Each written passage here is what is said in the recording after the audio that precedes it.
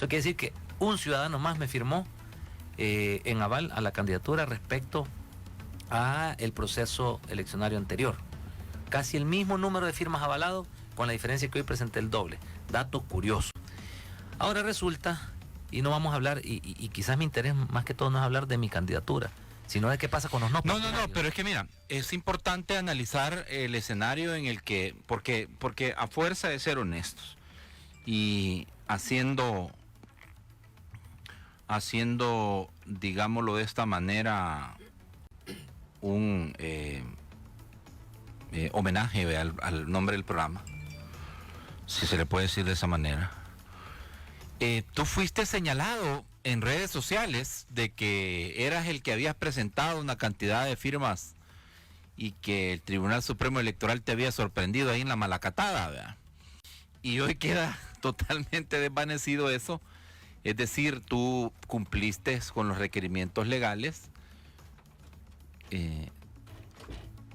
que te establecieron, que era recolectar las firmas, presentarlas. Y solo para que quede claro, entiendo que presentaste casi 25,000 firmas. 23,000, casi 25,000 firmas. 50,000 son las que necesita un partido político para poder inscribirse. Es decir, que no ha sido fácil, pero cumpliste con ese requisito. Ahora, es casi seguro que tu candidatura se va a inscribir. Digo, los demás requisitos son trámite. Hemos de entenderlo de esa manera, Leonardo. Así es. Vaya. Sí, los demás requisitos son trámites. Perfecto. Solvencias municipales. Ahora, yo hablaba aquí mismo, donde tú estás sentado con el magistrado del Tribunal Supremo Electoral, y él me decía que había existido una solicitud que sobrepasaba el centenar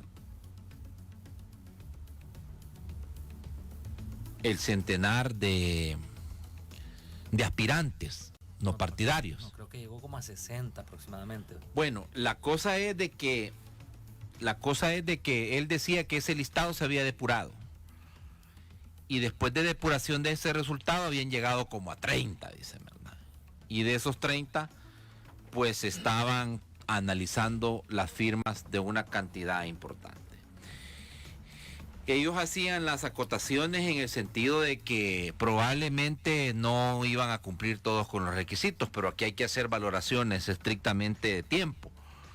¿Qué va a pasar con aquellos que tengan cuestionamientos en cuanto a las firmas?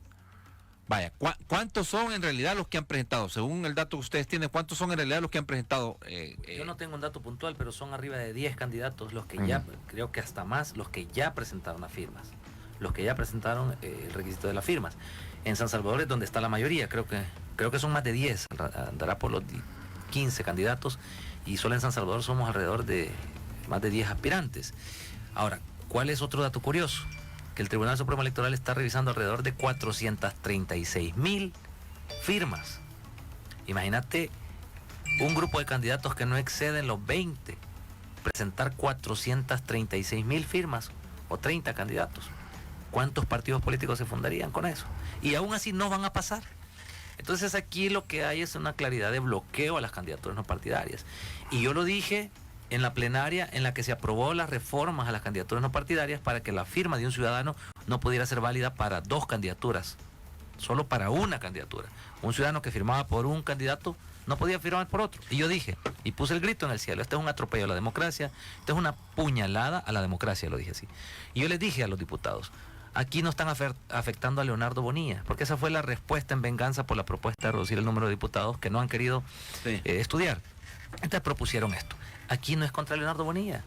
Están afectando a los que vienen después como candidatos no partidarios, aspirar a una candidatura, y además a toda la población salvadoreña, que en su mayoría es no partidaria. No significa que van a votar por no partidarios, pero que es no partidaria, no simpatiza con ninguno. Y que algunos de ellos van a querer una forma de elección diferente, una alternativa democrática que no sea los partidos políticos. A ellos están afectando. Dicho y hecho, cumplido. Yo logré pasar los requisitos y tal como lo dije en el pleno, probablemente yo tenga ventaja sobre el resto. Yo he logrado pasar los requisitos. ¿Y qué pasa? a la candidata que le revisaron de segundo, que de San Salvador también, que probablemente es mi competencia y que probablemente podría salir electa, y yo no le avalaron las firmas, porque resulta que tiene un buen número de firmas repetidas respecto a las, compartidas, se podría decir similares, a las que yo tengo. Y esas firmas se las eliminaron, así es que no pasa. Y consecuentemente, la tercera candidata se le eliminan las firmas que tiene repetidas con mis registros y las que tiene repetidas con la segunda, y es una cascada. El tercero, cuarto y quinto. Tú terminas afectando. Mi candidatura termina afectando al resto. Pero digamos que en el orden de los factores, tú eres el primero que presentaste las firmas. La segunda fue Griselda Guardado, creo. Ajá. La tercera, Stephanie Carranza. Ajá. Ella perdí la. Y en ese orden está la señora Pastor, vea.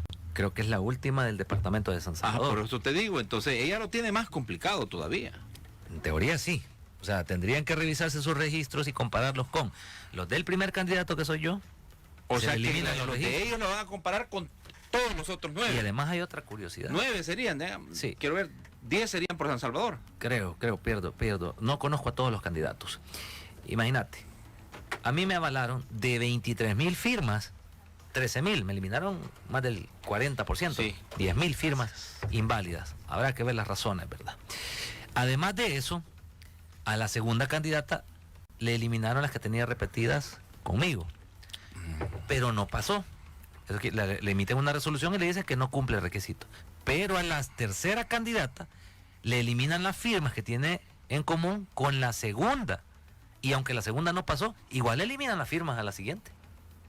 ¿Cómo está eso? Si no pasó, ¿por qué no le avalan las firmas a la que no llegó, que fue la segunda? ¿Y por qué no se las avalan a la tercera? Se las eliminan así, aunque no se inscribe el candidato, le siguen eliminando. ¿Cuál es el criterio que se usa? Porque vaya, ¿quién tiene las repetidas de quién es el tema? Esa es la pregunta. La ley, la reforma que hizo la Asamblea decía que se le iban a revisar primero las firmas, que se le iban a revisar la firma al primero que presenta y se le iban a validar esas firmas. Y a los que vinieran después se les iban a eliminar respecto al orden de entrega.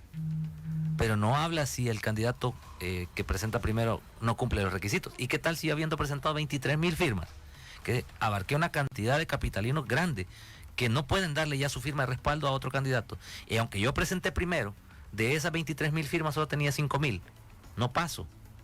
Pero al siguiente candidato, que presentó segundo, todas las que tiene repetidas conmigo se les eliminan, aunque yo no pasé.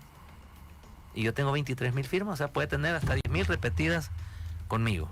Entonces es una arbitrariedad grande la que se está cometiendo. Entonces, ¿pero qué te hace? Porque tú eres abogado de la República, pues. Están haciendo una mala interpretación de la reforma que hicieron los diputados, los magistrados.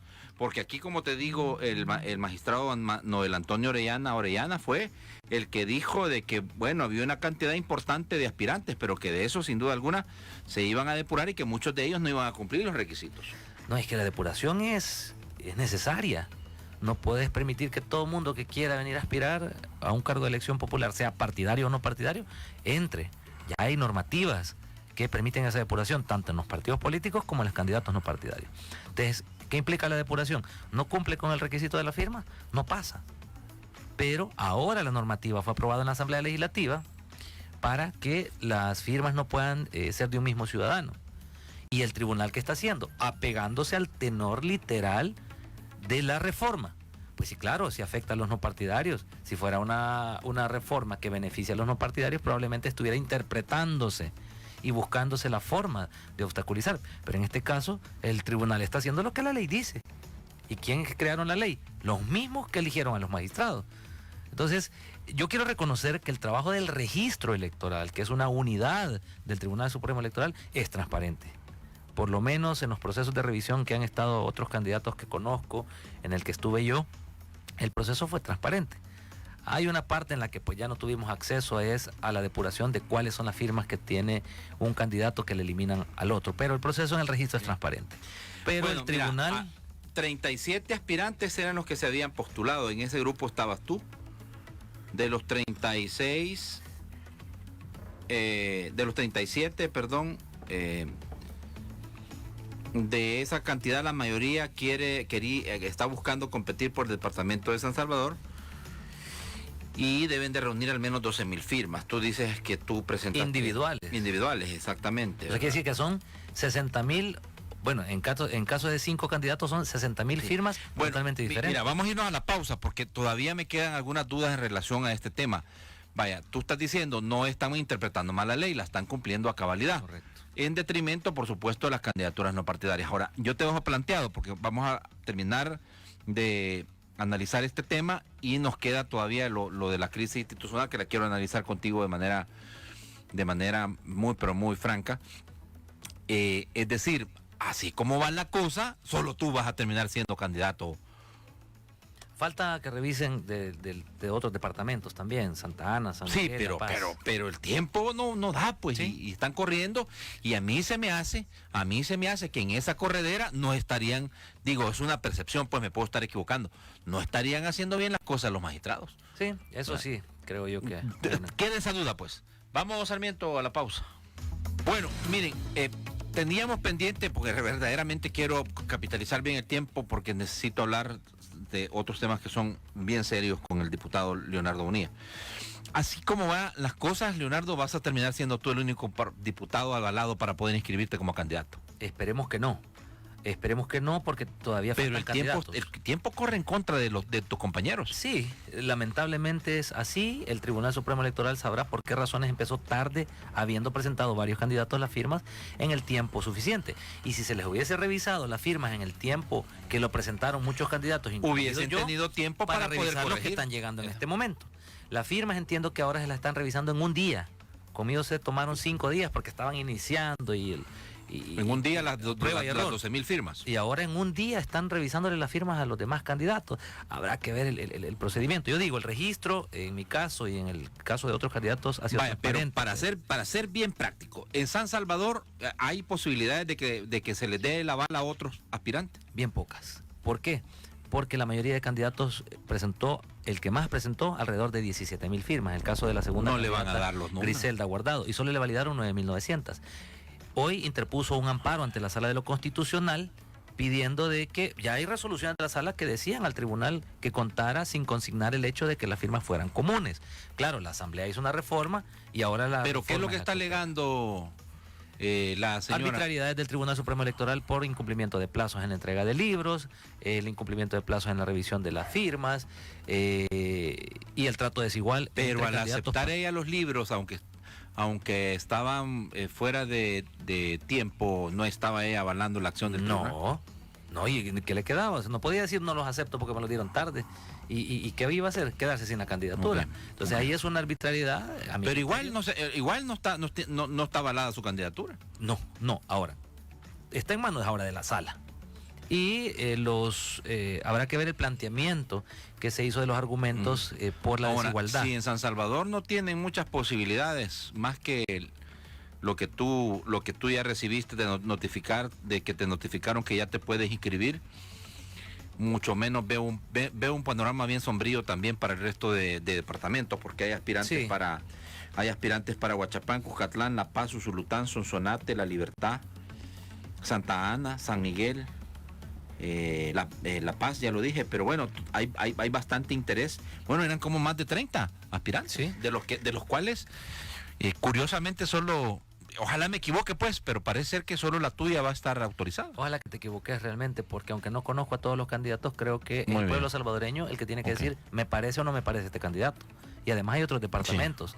Ahora, en San Salvador hubiese sido bueno que hayan más candidatos y que haya esa competencia.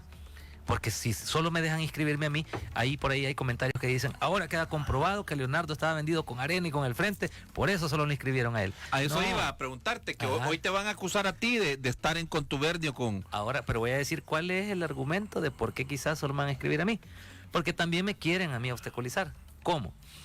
La planilla, yo entré por planilla, igual que los partidos políticos. El diputado Rodolfo Parker entró por el voto de planilla. Es decir, no le alcanzaban los votos a él, pero como le sumaron los de los 23 que iban en su lista, así entró. Yo entré con planilla, con el voto de los otros 3 candidatos. Me sumaron solo los votos de 3 candidatos no partidarios, mientras que a los de partidos políticos le suman, a los que meten solo un diputado en San Salvador, le suman los votos de 23. Entonces dicen, si no hay más candidatos en San Salvador, Leonardo la tiene más difícil, porque no va a poder tener los votos por planilla, sino que tiene que conseguir los votos individuales. Y cualquiera dirá, pero eso no es cierto porque ya se aprobaron reformas en la Asamblea para que obligadamente, aunque vayan 2, 3 o 4 candidatos, los votos se les cuenten individuales. Sí, esa reforma se aprobó en la Asamblea, pero los magistrados saben que no pueden aplicar esa reforma porque hay una resolución de la Sala de lo Constitucional de allá por el 2016 que está vigente y que nos tienen que votar por planilla. Vamos a ver, yo quisiera que nos ayudaras porque quiero platicar con la señora que presentó Griselda, sí, para poder entender un poco la lucha que ella está haciendo porque la sala intervenga, ¿verdad? Y el amparo, si la sala resuelve, favorable a ella, es extensivo para el resto de candidatos. Sí, claro, va a tener jurisdicción para el resto. Sí, candidatos que consideran que ha hecho un buen trabajo o candidatos que consideran que ha hecho un mal trabajo. O sea, aquí se trata de vamos a ver cómo actúa la sala en esto, porque está poniéndose a prueba el sistema y sobre todo la independencia que puedan tener los magistrados de... Habría que ver si la sala realmente es parte de la institucionalidad que todavía está robusta en el país o si es parte del mismo sistema. Hay que dar el beneficio de la duda a la actual sala porque puede resolver conforme a derecho y de forma bastante imparcial. Sí. Bueno, vamos a pasar a otros temas no menos importantes desde mi punto de vista delicado. ¿Cómo estás viendo esta efervescencia que se está dando? Es una confrontación entre dos instituciones que están por ley, oígase bien, ley, obligadas a trabajar de manera coordinada. Es la Fiscalía y la Policía. Bueno, ayer vimos imágenes en las redes sociales del fiscal Arriaza. No, del fiscal Melara. No. Arriaza es, sí. Director, viceministro. Él es el jefe de la unidad contra delitos del Estado y la unidad anticorrupción. Llega y prácticamente llega empujando a todos los policías que estaban en la entrada del Ministerio de Salud. Pues vaya, en realidad, fíjate que eso antecedió al hecho de que los policías llegaran a revisar a los fiscales que habían llegado armados para hacer el allanamiento. Entonces, ¿qué está pasando en el país, Leonardo? Que prácticamente día con día seguimos viendo nuevos episodios de exabruptos, por decirlo de esta manera. Y oigo yo, la gente en la calle y en las redes sociales también, decir que estamos a las puertas de lo que pudiera ser algo que afectaría al país y que no estamos cuantificando ese daño. Voy a tratar de explicarlo lo más claro posible porque yo no quiero que se note que yo estoy atacando al gobierno, porque siempre me critican de atacar al gobierno y no es así. Voy a tratar de explicarlo lo más claro. Lo que está pasando en este momento es el reflejo de lo que pasa Asamblea-Gobierno. 2 órganos de gobierno que están por constitución, 2 de 3 órganos de gobierno que están por constitución obligados a trabajar articulado. Independientes, por supuesto, con criterios diferentes, y por eso hay representación política diferenciada en la Asamblea y en Gobierno, para que haya contrapesos, pero no significa que por pensar diferente no tengan que ponerse de acuerdo obligadamente por Constitución. ¿Qué es lo que pasa? La Policía Nacional Civil depende del órgano ejecutivo, y la Fiscalía en teoría es independiente, pero electa por Asamblea Legislativa, y en un reparto de cuotas que yo denuncié, principalmente por partidos políticos. Entonces, básicamente, podemos entender que la Fiscalía es un ente en el que todavía podemos advertir injerencia de los partidos políticos. Y la Policía Nacional Civil es manejada por el Ejecutivo. Esto no debe de ser así. Debe trabajar con el Ejecutivo, pero la Policía Nacional Civil está obligada, al igual que la Asamblea, a trabajar con el Gobierno Central. La Fiscalía y la Policía son auxiliares mutuos. Eso quiere decir que la Policía está obligada a auxiliar a la Fiscalía, a ser el brazo de colaboración de la Fiscalía, no un brazo de oposición. Y estamos viendo enfrentado por primera vez en la historia, por primera vez. Hemos sabido que ha habido desorganización en las relaciones Fiscalía-Policía y que se han caído procesos porque la policía no hizo un buen levantamiento de una escena, porque el fiscal no argumentó el caso, pero esa es una desarticulación. Pero un enfrentamiento entre los dos, eso es histórico. Ahora, pero para terminar, ¿quién es el responsable de esto? No voy a avalar las acciones de la Fiscalía porque habrá que ver si es ilegal que los fiscales anden armados, y no voy a tocar ese tema. El problema es ¿por qué hemos llegado a ese punto? porque la Fiscalía sabe que no tiene el acompañamiento de la policía en aquellos casos en los que el investigado es el gobierno central. La Fiscalía tiene el acompañamiento de la policía para investigar a cualquiera, menos al Ejecutivo. Y ahí esto lo ha provocado el presidente Nayib Bukele, esa división, y no solo el odio que provoca en la sociedad, sino la división entre instituciones. Ahora, pero ¿no te parece que, vaya, porque lo discutíamos en la pausa, es decir, no hay nada que prohíba que los fiscales anden armados, ¿no? Pero tampoco lo avala, es decir, hay como una especie de vacío ahí. Entonces, discutíamos si como no se lo prohíbe, están en las posibilidades de hacerlo. Yo pensaría que no, y más bien en estos procedimientos que son complejos y que evidentemente requieren del acompañamiento y la colaboración de la Policía Nacional Civil, porque así dice, ¿verdad?, que la policía es un ente colaborador de la Fiscalía General de la República para realizar este tipo de intervenciones y de allanamientos. Ahora, el tema es, Leonardo, en que las autoridades puedan estar pensando, es decir, imagínate tú, deciden hacer estos allanamientos, no le informan a la policía que necesitan por las razones que tú ya explicaste, pero ¿no era más fácil certificar que se le hizo la petición a la policía y que la policía no colaboró a tomar la decisión de mandar los fiscales armados para que pudieran hacer estos allanamientos en el Ministerio de Salud? ¿Cómo lo ves tú?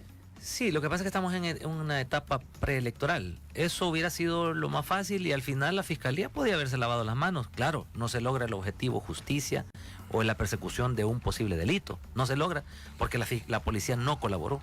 El fiscal pudo, y quizás eso debió haber hecho, consignar que no hubo cooperación de la policía y no se pudo realizar.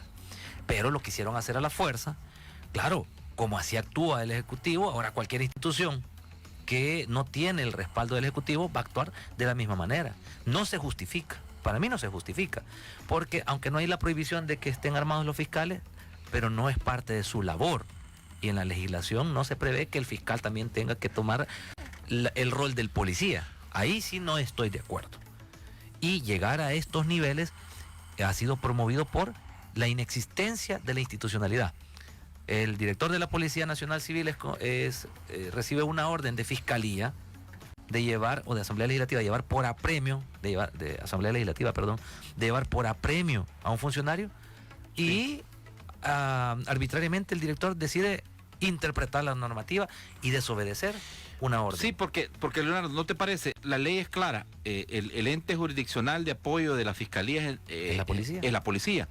Ahora, yo leía y me parecía muy acertado. Bueno, si en el país no hacer las valoraciones alrededor de si es necesario crear una policía, como en otros países, una policía judicial, ¿verdad? Que sea independiente del órgano ejecutivo y que sea independiente de la Fiscalía General de la República y solo desarrolle el rol, pero eso no lo establece en este momento la legislación. Entonces habría que hacer o valorar hacer esas reformas. Fíjate, imagínate tener que valorar hacer esas reformas, ¿qué significa? Porque antes no se habría hablado de esto. ¿Por qué no en gobiernos anteriores se habló de que se legislara sobre una policía judicial? ¿Por qué en la Comisión de Legislación y Puntos Constitucionales están hablando de una reforma al Código Penal para crear un nuevo tipo de el que obstaculizar los botaderos de basura? Esto es político. Sí. Y otras reformas. Es que no se trata de eso, es histórico lo que está pasando. Hablar de la creación de una policía judicial implica que estamos reconociendo una debilidad en las instituciones, porque ahora ya no funciona como estaba diseñado el Estado. Entonces, como ya no confiamos en la institución de la PNC, entonces hay que ir pensando ya en una policía que atienda de forma independiente a un órgano jurisdiccional como la Fiscalía o los mismos tribunales. O sea, estar pensando en modificar la ley por los problemas que se están dando implica reconocer el rompimiento de las instituciones que hay en el país. Ahora, en este momento se está analizando la actuación de la Fiscalía General de la República respecto a estos allanamientos y posibles actos porque lo que se están investigando son posibles actos de corrupción durante el manejo de la pandemia. Y la policía está evitando que se hagan esas investigaciones. Sí, pero lo que están advirtiendo muchos es de que el fiscal está actuando de manera política y respondiendo a intereses de partidos políticos como tal. Y también están advirtiendo que hay una especie de justicia selectiva. Sí. En el sentido de que a unos se les trata con paños y a otros sí se las dejan ir con todo. Entonces, ¿cómo está la cosa esa? Sí, no, ahí tengo que ser objetivo. Yo no tengo compromisos con nadie ni voy a defender a nadie. Yo no estoy defendiendo a la Fiscalía, porque si hay algo que hacer en el Ministerio de Salud y hay algo que investigar, que proceda. Pero ¿por qué es selectiva, como tú decís? Hay funcionarios en los que los procesos no prosperan. Hay antejuicios que no llegan a la Asamblea y otros que sí. Entonces lo que denota es que se está politizando. El fiscal hasta este momento está tomando fuerza contra acciones arbitrarias del gobierno, pero durante algún tiempo estuvo callado. Bueno, de hecho, casi que fue cómplice de lo del 9 de febrero y dijo que los diputados decíamos que no había pasado nada extraño. No, que habían hecho investigaciones. Y que no habíamos y que visto las nada. Investigaciones concluyeron de que no había pasado nada extraño. Y yo, que no fui convocado, dije, yo también quiero declarar. Y cuando me tomaron declaración, yo sí dije, no, yo sí vi algo extraño. Nunca, de lo que yo recuerdo, había entrado. Pero no vamos a hablar del tema del 9 de febrero. Lo que quiero decir es que salió básicamente a defender las acciones del Ejecutivo. Y ahora en una campaña, a las puertas de una campaña electoral, está haciendo en teoría justicia o tratando de perseguir, porque no puede hacer justicia, el posible cometimiento de un ilícito en contra del gobierno.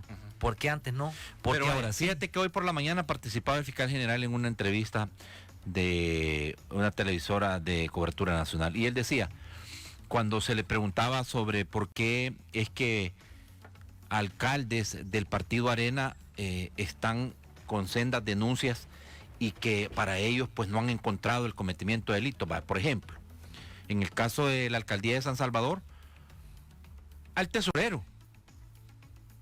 ¿Y por qué el proceso contra el alcalde Mason no prospera? Exacto, por eso te digo, es que eso es lo que yo estoy preguntando, es decir, está bien que se investigue a todos por igual, o todos en el suelo o todos en la cama, pero lo que denotan muchos sectores que evidentemente están apoyando al gobierno es que aquí a unos sí y a otros no.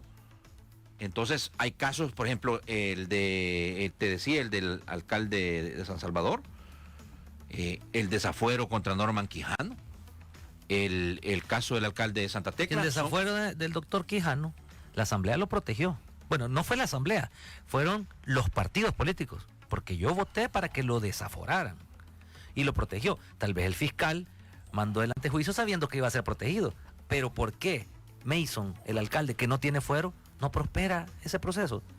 ¿Qué pasa con el juez del caso y qué pasa con la fiscalía y con los argumentos? ¿O acaso no negoció con pandillas? ¿O acaso solo fue una plática en buenos términos que no implica el cometimiento de un ilícito? Porque si es así, también que aceleren el proceso y que digan, no hay nada que investigar, pues. Por eso te establecía, es que, vaya, nadie está en contra de que aquí se combata la corrupción. Yo creería que una persona con 2 dedos de frente no se va a oponer. El tema es que muchos critican que se sigue viendo una justicia que es selectiva, como la denunció hace décadas Monseñor Romero, ¿verdad? Que solo la justicia era como la serpiente que solo mordía al descalzo, es decir, entonces, eso es un poquito lo que estamos viendo. Por cierto, entiendo que tú votaste en contra de la elección del fiscal general Raúl Merara, ¿verdad? Fíjate que el tiempo termina dándote la razón. En el momento te pueden cuestionar y el tiempo te da la razón. Lamentablemente, pues, yo reconozco